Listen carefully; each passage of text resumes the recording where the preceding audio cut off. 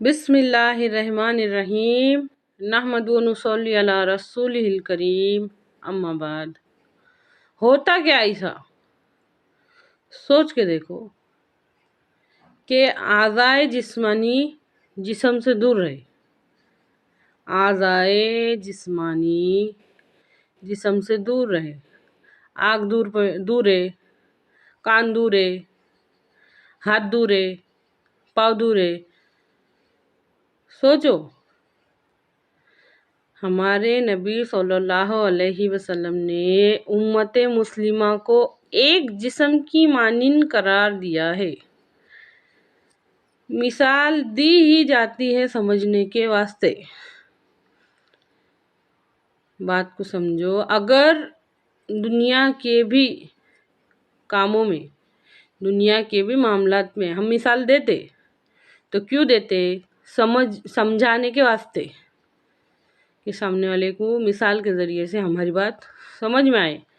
ہمارے نبی صلی اللہ علیہ وسلم نے جسم کی مثال دے کے کہ امت مسلمہ ایک جسم کی مانند ہے،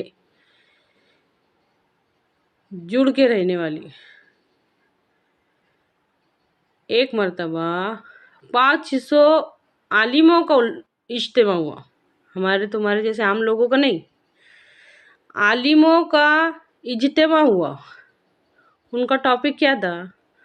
ہماری قوم کی حد سے زیادہ غفلت اور گمراہی کی وجہ کیا ہے؟ بہت سوچ بچار کرنے کے بعد وہ لوگ اس نتیجے پہ پہنچے کہ نمبر 1 قرآن سے دوری اور نمبر 2 فرقہ پرستی۔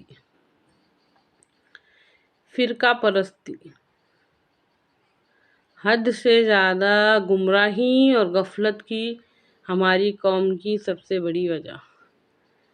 اللہ کے واسطے بات پہ غور کیجئے، یہ کیا ہے؟ ہمارے نبی صلی اللہ علیہ وسلم کی فرمان کی ہمارے نزدیک کوئی اہمیت ہے یا نہیں ہے؟ آج ہماری نظر میں دین کا تصور، اگر میری بات کا یقین نہیں آتا ہوا نا تو غور کر کے دیکھو، پوچھ کے دیکھو لوگوں سے۔ آج ہماری نظر میں دین کا تصور صرف اور صرف 5 ارکان ہیں، 5 ارکان ہیں۔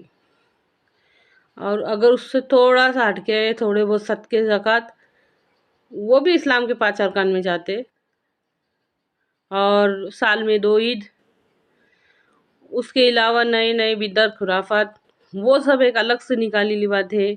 لیکن آج ہماری نظر میں دین کا مکمل تصور اسلام کے 5 ارکان ہیں: پہلا کلمہ، دوسری نماز، تیسرا روزہ، چوتھی زکوٰۃ اور 5واں حج۔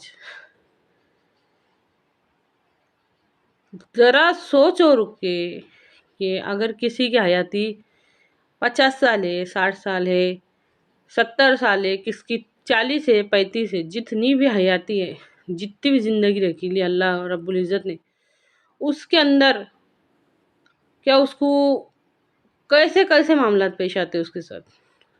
کیسے کیا صرف وہ مصلی پہ بیٹھ کے اس کی زندگی گزار سکتا کیا؟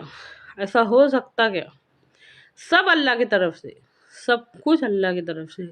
اس کی زندگی میں کبھی رحم کرنے کی نوبت آتی، کبھی انصاف کرنے کی نوبت آتی، ہر چیز کی نوبت آتی۔ کب کون سے موڑ پہ انسان نے کیا عمل کرنا ہے، وہ سب رہنمائی ہمارے نبی صلی اللہ علیہ وسلم نے دی۔